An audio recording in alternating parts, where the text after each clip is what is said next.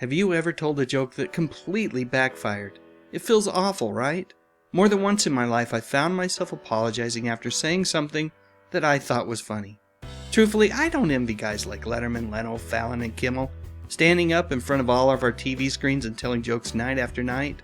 Some of them work and some of them don't, and every once in a while a joke goes horribly awry. This video is about one of those times. But before I can tell you about that joke, I have to provide a little context, and to do so, we need to go all the way back to 1970.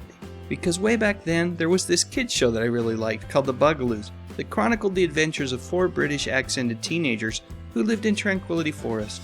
They wore insect-themed outfits with antennae and wings that allowed them to fly, although they are occasionally shown flying on surfboards made out of leaves. Not sure why they needed that, because they already had wings, but it still looked cool, and I guess you really don't need any other reason than that. So anyway, episode after episode, the Bugaloos would thwart the evil deeds of Bonita Bazaar. Another Sid and Marty Krofft regular, the legendary Billy Barty, also starred in the show as a mischievous firefly named Sparky. I've published a video about Billy as well. I'll post a link to it in the description field of this video if you're interested. So getting back to Martha Raye, the role of Bonita Bazaar was a thankless one, but she gave it her all. She really did. Later on, after the Bugaloos went off the air, I remember her doing commercials for a denture adhesive called Polydent. In those commercials, she would introduce herself and say, "Hi, I'm Martha Raye, actress, denture wearer."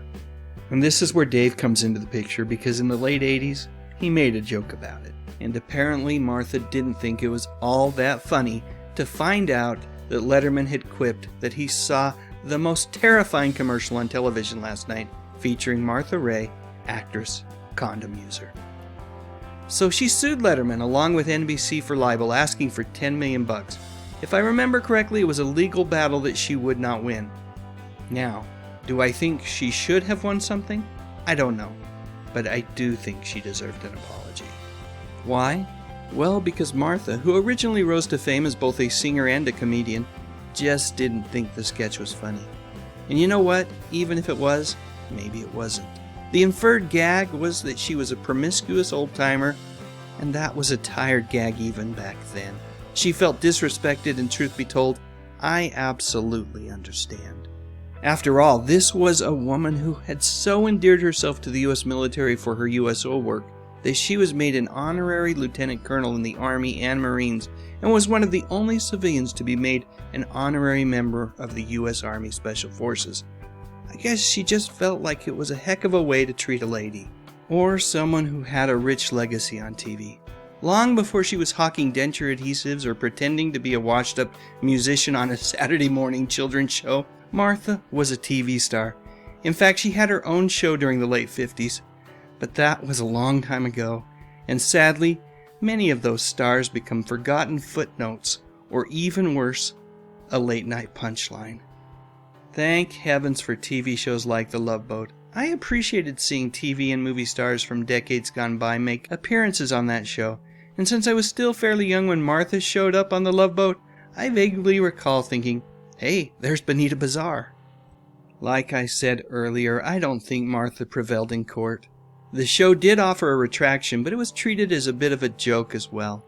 I'm a huge fan of Letterman and his brand of late-night humor, and I'd love to think that offline and away from the cameras, he expressed regret over hurting Martha's feelings. But I don't really know what happened, so I guess that's just wishful thinking. But here's something I do know. If we live long enough, we all get old. And here's the deal, it shouldn't become a punchline. There's enough indignity that comes along with old age.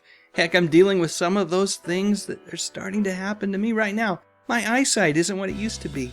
I'm struggling to keep off the pounds and my darn left thumb shakes all the time. And you know what? I'm not even 60 yet. The last thing that any of us need is to become a punchline. I really did love Letterman's late night antics, especially when he was on NBC and Chris Elliott was on his writing team. Some of those episodes were so darn funny. Later on, when he moved to CBS, he seemed to tone things down just a bit. Not too much, but a little bit. And there were some memorable episodes on that network as well, especially that first interview with Farrah Fawcett. Anyone remember that one? You don't? Well, here's a link to a video that I published about her appearance on The Late Show with David Letterman. Go ahead, I'm done here. Feel free to click on it. And thanks for watching this video.